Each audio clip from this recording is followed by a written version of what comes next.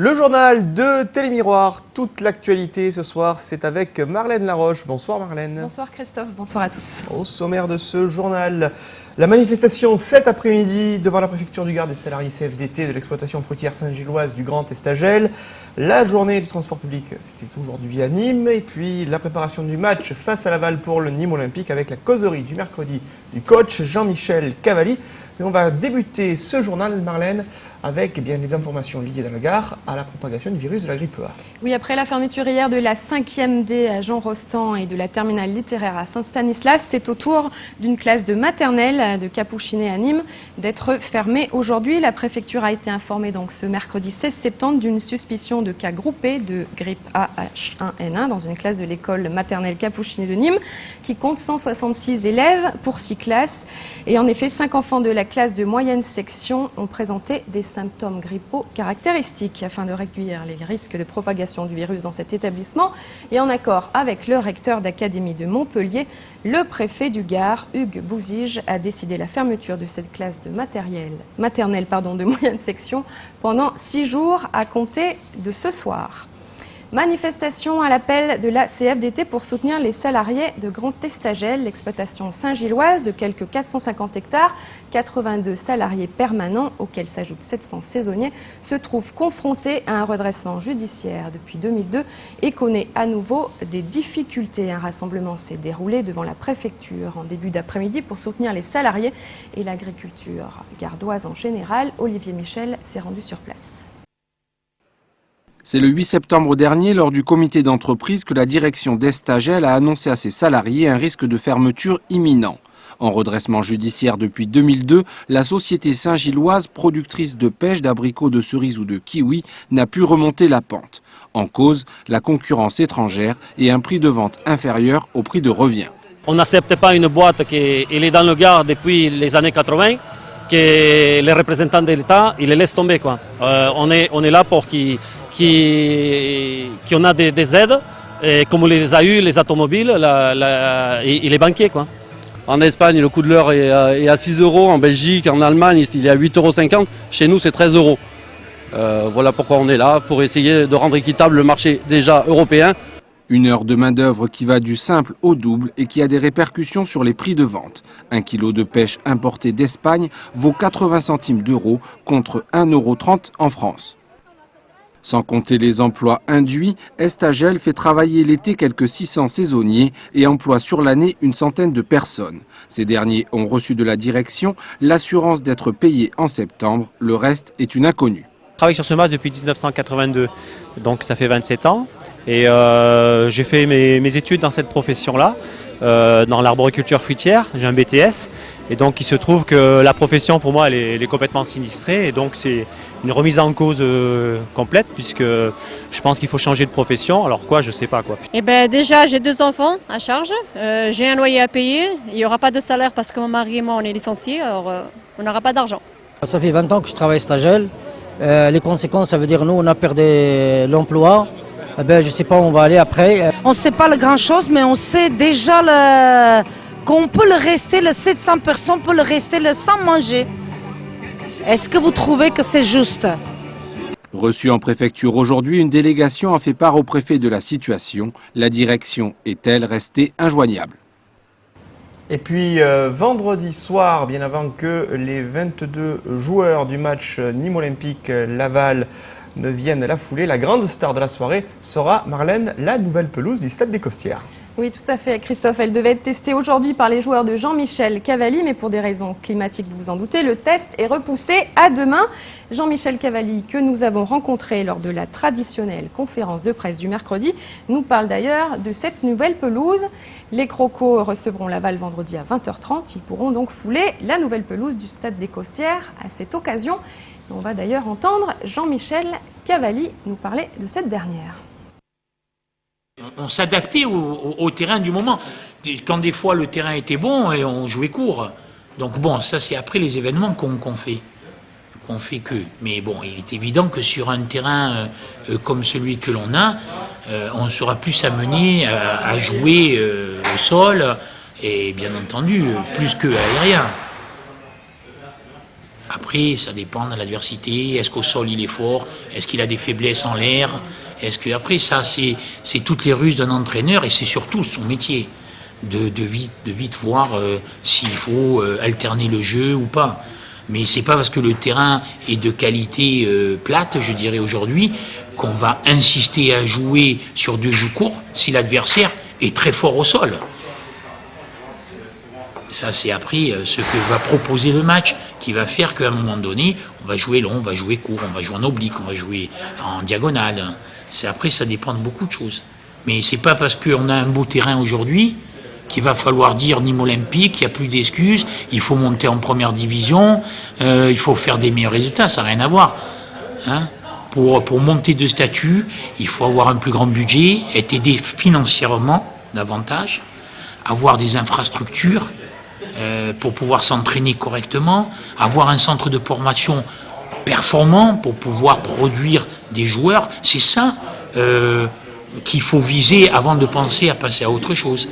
C'est pas avec une équipe première et un terrain qu'on va faire un club. Hein. Donc c'est pas parce que la pelouse a changé que maintenant il va falloir être les meilleurs du monde aussi. Hein. Il n'y a pas que ça. Hein. Ça ne change rien par rapport à la semaine dernière. On n'était pas fébrile parce qu'on avait 3 points la semaine dernière. Hein. Et on n'est pas plus fort aujourd'hui parce qu'on en a 3 de plus. Nous, on s'est resté à notre place. On construit petit à petit. Puis bon, on n'a rien à rajouter et les images parlent. Hein. En effet, les images ont parlé. Marlène, on a vu un terrain plat, une pelouse particulièrement verte et on va donc la découvrir vendredi soir aux Costières. Alors qu'on la retrouve derrière vous en images. Jean-Michel Cavalli, toujours très, très bavard lors de la causerie. Oui, comme lui, je n'ai rien à rajouter d'ailleurs. Hein. Oui. S'il termine comme ça, ben moi c'est pareil. Mais je crois qu'on va rester sur le domaine de la pelouse. Du sport, voilà. De la pelouse aussi, mais avec un autre type de ballon. Cette fois-ci, on va passer au rebond de l'Ovalie, je crois. Voilà, un ballon un peu plus ovale avec le RCNG, le Rugby Club Nîmes-Gard, qui présentait hier soir à Cap-Costières l'équipe première. Équipe qui jouera son premier match de championnat à 16h dimanche au Stade Kaufmann face à Saint-Jean-en-Royan. C'est Alain Bonnet qui nous présente cette équipe. Hier soir à Cap-Costières, le RCNG était présent. Président en tête, joueurs et dirigeants, ainsi que les membres du conseil d'administration, afin de présenter l'équipe saison 2009-2010, revêtue de leur nouveau maillot. Mais pourquoi à Cap-Costières? On a été gentiment invités par Cap-Costières et par Jean Casino. Donc c'est une occasion de réunir les sponsors et de montrer à nos futurs spectateurs et supporters notre nouvelle équipe et nos nouvelles couleurs. Un président heureux, tout sourire, confiant sur la nouvelle saison, d'autant que de nombreux joueurs d'il y a 2 ans reviennent dans l'équipe, avec une recrue, un dénommé Bégara de Montpellier. Écoutez, l'année dernière j'étais assez optimiste, cette année je le suis encore davantage. On ne fera pas les mêmes erreurs que l'an passé, je vous promets que cette année c'est pour la Fédéral 1, quoi qu'il arrive. Quelques appréhensions cependant pour le président, qui seront vite dissipées au fil des matchs. Eh bien, ce sont tous les matchs à l'extérieur parce que nous sommes la bête à battre, comme on dit. Donc tous les matchs à l'extérieur vont être très durs et je crains spécialement des gars comme Lavoult et Montélimar qui ont énormément recruté et surtout ce littoral parce que ce littoral c'est bon de mettre le maillot de bain mais quand on met le maillot de rugby c'est très difficile. Le nouveau capitaine Romain Tissot revient au club après 2 ans d'absence et attend la fin du premier match pour se faire une idée, mais d'ores et déjà est confiant quant à la qualité de l'équipe et des entraînements. Donc déjà engranger le plus de points, on reçoit une équipe qu'on ne connaît pas dimanche. On fera tout pour ouvrir la saison sur de bonnes bases avec un maximum de points et essayer de gagner et ensuite penser au bonus offensif. Seul bémol au tableau, l'équipe arrive néanmoins en terrain inconnu qui est le championnat, alors prudence et réserve. Un nombre important de joueurs qui sont revenus ne connaissent pas le championnat dans lequel on évolue cette année.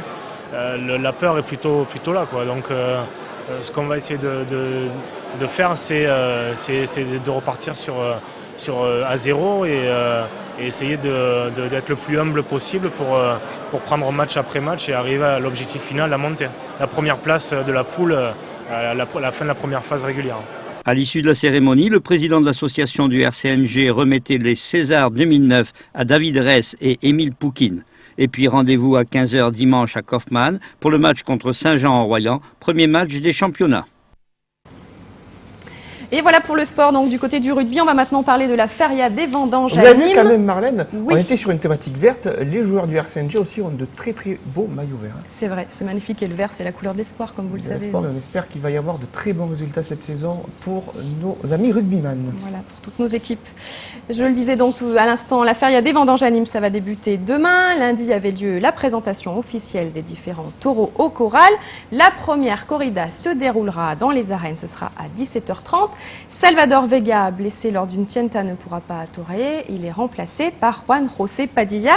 À ses côtés, face au taureau de Hubert Yonnet, ce sera Antonio Barrera et Mehdi Savali. Changement également pour la corrida de vendredi à 11h. Angelino de Arriaga, blessé mardi, sera remplacé, lui, par Patrick Oliver. On verra évidemment des images dans Tendido Sud à vos côtés, Christophe En Chez. effet, Patrick Oliver qui n'est autre que Patrick Villebrun, le premier vainqueur de graines de torero, qui va donc officier pour cette noviade après son joli succès de la dernière Pentecôte. Et on part maintenant avec la semaine de la mobilité qui se déroule du 16 au 22 septembre, l'occasion de promouvoir les solutions de transport alternatives dans les villes européennes. La thématique de cette 8e édition, un meilleur climat pour nos villes. Aujourd'hui, mercredi 16 septembre, c'était la journée du transport public. Vous pouviez circuler sur tout le réseau Tango pour la modique somme de 1 €. Assistez également à la conférence vélo vers une culture cycliste urbaine, un laboratoire d'idées d'étudiants ES en design à Nîmes qui proposait donc cette conférence. Participez également à des animations, c'était de 10h à 18h sur le parking relais des Costières avec un jeu grandeur nature qui avait été installé. Vous pouviez même faire graver votre vélo pour qu'il soit répertorié. Et également un jeu concours a été organisé par la ville de Nîmes avec de nombreux lots à gagner et même un vélo électrique pour tous ceux qui utilisent un mode de transport propre. Donc de nombreux lots à gagner. Rendez-vous sur le site http://ecoquiznîmes.fr. Alors on nous dit que le sujet pour l'instant sur la semaine et la journée du transport public à Nîmes n'est pas encore prêt.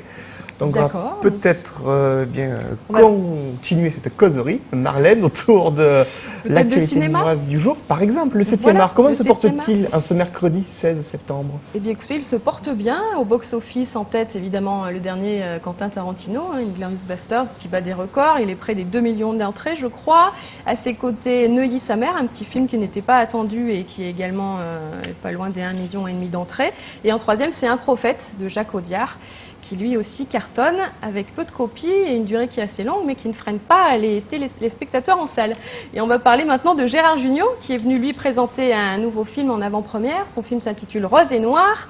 Nous l'avons rencontré, il avait un mot pour motiver les téléspectateurs de Télémiroir à aller voir son film. On l'écoute. Un film de spectacle parce qu'il y a des costumes, des décors, il y a une aventure, il y a plein d'acteurs. Je sais pas, moi je fais ça pour leur plaisir. Je fais ça pour le plaisir des gens. S'ils n'ont pas envie de prendre du plaisir, qu'ils restent chez eux. Je veux que tu me fasses une robe de cérémonie. Je raconte une fable et puis c'est une manière de s'amuser, de faire un film une comédie historique, costumée, avec des carrosses, des taureaux. Ouais, parce que j'ai même eu les conseils de Robert Marget. Il y a une petite scène, on est sauvé par les taureaux d'ailleurs. Bon. Un film en costume qui se déroule au XVIe siècle et qui traite de l'Inquisition. Il joue Saint-Loup, un couturier qui part avec toute sa clique en Espagne pour confectionner une robe de mariée pour la fille du roi d'Espagne. Situation loufoque et histoire pétrée de bons sentiments sont au rendez-vous. Sous prétexte qu'ils n'ont pas les mêmes idées que vous. Il y aura des taureaux, oui. Voilà, il y aura des taureaux, vous irez le voir, hein, Christophe Chez. Ça sort le 14 octobre dans les salles. Et comment on ira le voir? Voilà, donc à suivre une interview un petit peu plus longue, ce sera dans Suivre l'étoile tout à l'heure. On enchaîne avec notre sujet qui est arrivé, c'est celui de la semaine de la mobilité et de la sécurité routière. La thématique cette année, c'est un meilleur climat pour nos villes. C'est un sujet signé Alain Bellon. La semaine européenne de la mobilité a débuté ce 15 septembre. Ce mercredi, les transports en commun dans le Gard marquaient cet événement. Le réseau Edgar proposait un ticket gratuit sur les nouvelles lignes proposées dans le département et tout le réseau Tango à un prix unique de 1 €. Aujourd'hui, c'est la journée du transport public, donc vous pouvez voyager sur nos lignes donc de transport en commun pour 1 € toute la journée. Et on met en parallèle des actions de sensibilisation à d'autres modes de transport que le transport en commun et des modes alternatifs à la voiture notamment. Le vélo électrique ou pas est une alternative et un mode doux pour circuler dans les centres-villes. Oui, les gens l'utilisent de plus en plus et surtout il y a un désir des gens d'utiliser de plus en plus le vélo et ils sont encore freinés. Il y a 2 très gros freins encore à l'utilisation du vélo, c'est l'aménagement cyclable qui est en train de se mettre en place et le deuxième frein c'est le vol. D'où la raison effectivement de l'organisation de cette journée de marquage des vélos. Je pense que d'organiser régulièrement des journées d'incitation, d'information sur tous ces moyens serait une excellente chose, oui, puisqu'il faut répéter toujours. Après l'actualité de ce mercredi, Marlène, nous allons reprendre la direction des salles obscures pour évoquer dans quelques instants l'actualité du 7e art dans votre émission Suivre l'étoile. Oui, avec la sortie du film de Robert Guédiguian, le réalisateur marseillais, que l'on connaît bien ici, puisque Marseille, c'est pas très loin. Il sort L'Armée du crime. On aura également un gros blockbuster, ce qui est très attendu, un film de science-fiction, District 9, Julie et Julia, avec Meryl Streep. District 9, c'est Peter Jackson, non? Non, c'est financé par Peter Jackson. Produit uniquement. Voilà, produit uniquement, mais ce n'est pas lui qui réalise. Mais bon, s'il produit, on peut se dire que ce sera de la veine des grands films d'action de Peter Jackson, comme King Kong ou Le Seigneur des Anneaux. Fichtin qui est également à l'affiche avec Cathy Jarvis qui a eu le prix du public à Cannes cette année. Voilà pour l'essentiel des sorties ciné et on retrouve évidemment Gérard Jugnot que l'on vient de voir tout de suite dans le journal. Voilà pour l'essentiel. Ça, c'est à 20h dans Suivre l'étoile. Merci Marlène pour Merci à vous Christophe, journal. Bonne soirée. Bonne soirée. Alors, la suite des programmes sur Télémiroir, donc dans quelques minutes, Suivre l'étoile, le magazine cinéma de Marlène Laroche. À 21h, je vous retrouverai pour la rediffusion des aléas du direct et de Tendido Sud, spécial Feria d'Arles et Nîmes, avec comme invité ce soir l'Alguazil aux arènes d'Arles, Nîmes et Béziers, Marc, Marion et les meilleures images du dernier week-end arlésien. Et puis enfin à 22h, retrouvez le best-of de la grande corrida concours qui s'est déroulée vendredi dernier dans ces mêmes arènes d'Arles à 22h pour souhaiter votre intégrale corrida sur Télémiroir. Rendez-vous demain à 12h30 pour votre flash et puis à 18h30 pour une nouvelle édition des aléas du direct qui vous sera présentée par Frédéric Siller. Je vous souhaite une très belle soirée sur notre chaîne. Merci, au revoir.